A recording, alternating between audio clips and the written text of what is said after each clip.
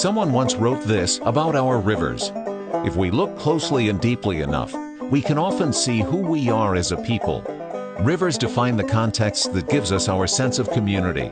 They link us to our history, our heritage, and the landscapes which have ultimately helped to shape our values and our character as individuals and as a nation. St. Louis is one of those cities shaped by its rivers. Today it is a vibrant city with major corporations, world-class entertainment, an affordable cost of living, and so many other Midwestern amenities that make the St. Louis area an extraordinary place to call home. But its history is rooted clearly in one thing: the river that meanders slowly through the center of the region. History shows the region was first occupied by a people called mound builders, and by the 1500s and 1600s, European explorers began to find their way into the wilderness of the area. Historians estimate a little more than 1 million people inhabited the land. The 1700s saw more explorers arriving from Europe. The French and the Spanish were first, but the British soon joined in, all vying for part of what was becoming a highly profitable fur trade. Everyone knew that whoever controlled the trade controlled the money. The key to success was the river. The year was 1763, when a French fur trapper named Pierre Laclede journeyed from New Orleans into what was then called the Illinois country. His purpose was to open a trading post. He picked a site on the west bank of the Mississippi, between the Missouri River on the north and the River de Pere on the south. He called it St. Louis, honoring the King of France, the nation's patron saint.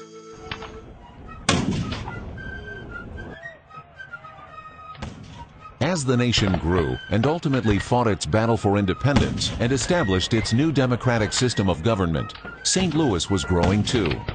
The country's rapid westward expansion was giving rise to a new understanding of what the city was becoming, the gateway to the West. The Louisiana Purchase in 1803 saw France and Spain turn over control of all the land west of the Mississippi. In a grand ceremony held on the riverfront on the land now beneath the Gateway Arch, the three countries handed off their flags. First, Spain to France, then the final handoff, France to the United States. That one moment opened this gateway to the West even wider.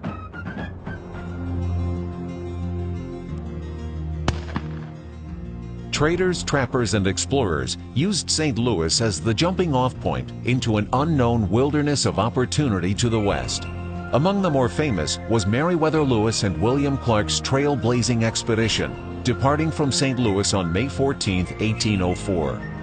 In a span of 28 months, they covered 8,000 miles, journeying to the Pacific Ocean and back again.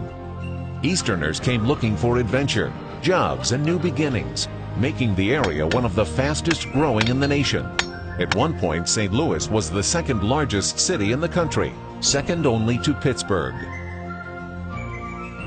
The river would now become more important than ever. A new industry to transport goods was taking shape. Entrepreneurs used flatboats and keelboats to move cargo and supplies up and down the river. It was a slow and tedious process. The mighty keelmen had to pull their way up and down the river, through and around snags and log jams. Against a fast-running river, trips would often take many days and more often than not, weeks to move cargo from one major city to another. The river industry changed quickly, however, with the advent of steam. The first steamboat arrived in St. Louis in 1817. The Zebulon M. Pike was a small boat. It traveled only during daylight hours and also used a poling crew to push her along. It marked the beginning of the steamboat era and galvanized the shipping industry. Steamboats were new, and more importantly, they were much faster, cutting days and even weeks off of some schedules to deliver goods along the river. The levee was always filled with cargo to be shipped, everything from coffee to cotton. River traffic, once limited to moving cargo, now became accessible to people. The wealthy, in particular, now demanded time and accommodations on the river. This period of time became what was known as the Golden Age of river traffic. Some of the finer steamboats were described by one account as floating palaces, luxuriously appointed and decorated inside and out.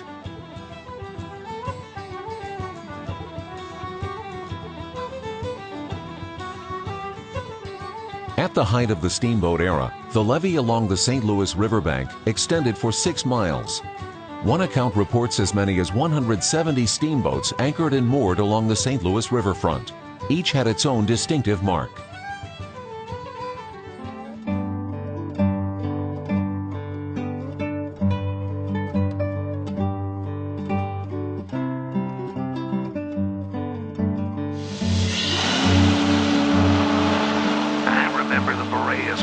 Scream for 12 or 15 miles on a clear night, while others had a heavy, deep sound or growl. The Hannibal, a big New Orleans boat, being of the latter kind. The average life of a boat was about 5 years. After that, they were either torn up to build a more modern boat, or it sunk or blown up. Need I tell you that in one bend of the river, there lie the wrecks of 103 steamboats between St. Louis and Cairo.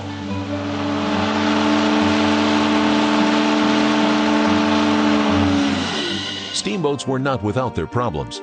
The year 1849 saw a boat called the White Cloud destroyed by fire. That blaze also destroyed 23 other steamboats along the levee and 20 blocks of buildings and warehouses in the now thriving city of St. Louis. In the 1860s, as the Civil War divided the nation, river traffic from the south was essentially halted, hitting local businesses especially hard. The war limited industrial growth, and as such, progress began to wane, opening the door for cities to the north like Chicago to become bigger and more important on the nation's emerging landscape.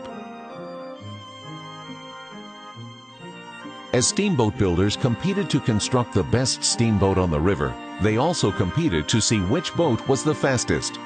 In 1843, the J.M. White was built and deemed as the fastest ever. It made the trip upriver from New Orleans to St. Louis in 3 days, 23 hours, and 9 minutes.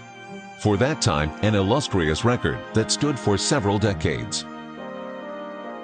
It would be nearly 30 years later, in 1870, when 2 steamboats would race to St. Louis, that the record would be broken.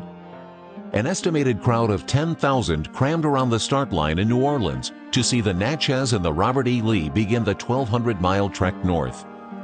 Reports say the Robert E. Lee arrived in St. Louis late in the morning of July 4, 1870, 3 days, 18 hours, and 13 minutes after it left New Orleans. Because of some reported fog around Cairo, Illinois, and having to stop for some coal, the Natchez rolled into St. Louis 6.5 hours later. It was this riverboat race that also marked the beginning of a distinctive St. Louis tradition, the July 4th Veiled Prophet Parade and festivities, which continue today to be a regional mainstay. During the steamboat era, travel by land also began to take on added significance. Stagecoach lines from the east ended in St. Louis. Later, the city became a starting point for trails west, most notably the Santa Fe and the National Trails. The discovery of gold in 1849 in California made the city the outfitting point for many wagon trains heading west. The railroads also saw St. Louis as a vital city to the development of that industry. The river, however, was an obstacle. For the railroads to head west, there needed to be a way over the river. A man named James B. Eads, known more for his talents as a builder of ironclad warships, was commissioned to lead a team to build a bridge to span the Mississippi. It was a remarkable engineering feat for the late 1800s. This one bridge over this one river opened the way for railroads to become the preferred choice of transportation from coast to coast. Walt Whitman once wrote, "I have haunted the river every night lately, where I could get a good look at the bridge by moonlight. It is indeed a structure of perfection and beauty unsurpassable, and I never tire of it." The river didn't always run true. At one point in the early 1800s, the Mississippi ran by the city of St. Louis really as 2 rivers, 2 equally sized tributaries divided by an island sandbar. The island would eventually become densely forested and become known by the locals as Bloody Island. Bloody Island became a site for dueling. Being in the middle of the river, the land was controlled neither by Missouri nor Illinois, both of which had outlawed dueling. So the island became the site of choice for angry men looking to settle their differences. Among the most famous duels, Thomas Hart Benton and Charles Lucas in 1817. Lucas had accused Benton of not paying his property taxes. Benton was said to have boasted at one time, "Nobody opposes Benton, sir. Nobody but a few blackjack prairie lawyers. I never quarrel, sir, but I do fight, sir. And when I fight, sir, a funeral follows, sir." At 30 feet, Lucas was shot in the throat, Benton in the knee. They continued the duel, this time at much closer range, only 10 feet from one another. Lucas missed. Benton shot and killed his opponent. In addition to the violence of Bloody Island, the sandbar itself presented a menacing problem to the port of St. Louis. River navigation with large steamboats was becoming more and more difficult. In 1837, Captain Robert E. Lee of the USA Engineers devised a plan to eliminate Bloody Island. Through a system of dikes and dams, the engineers blocked the water from flowing to the Illinois side of the small island. It worked. The land known as Bloody Island eventually became part of the Illinois shoreline and opened the river channel as we know it today. The Mississippi River is a little more than 2,500 miles in length, 2,552 to be exact. From its trickle-like headwaters in Minnesota to its wide delta, where its rushing waters gush into the Gulf of Mexico, this river is one of our nation's most alluring landmarks. For who knows how many centuries, this river has strayed only slightly from its original main channel. Season after season, year after year, decade upon decade, the Mississippi River has made its mark on this entire region. The times change. So do the generations of people who have lived here. The city and the region have grown larger. The skyline is different today than it was 10 and 20 and 50 and 100 years ago. But our heritage is still with us. A trip to the top of the arch will give you a view only our ancestors could have dreamed of. The buildings on the landing have been restored, and decades later, if you take a moment, you can still smell a hint of the coffee beans left over in the attics of the restored warehouses, once full of cargo in the steamboat era. The old courthouse still stands today in the heart of downtown St. Louis. This the site of the famous Dred Scott case that legalized slavery and put into motion the events that would lead to our nation's bloody and violent Civil War. Today, the old courthouse is open to visitors who can imagine for themselves what it must have been like to hear Dred Scott plead for his freedom. But the river in many ways is unchanging.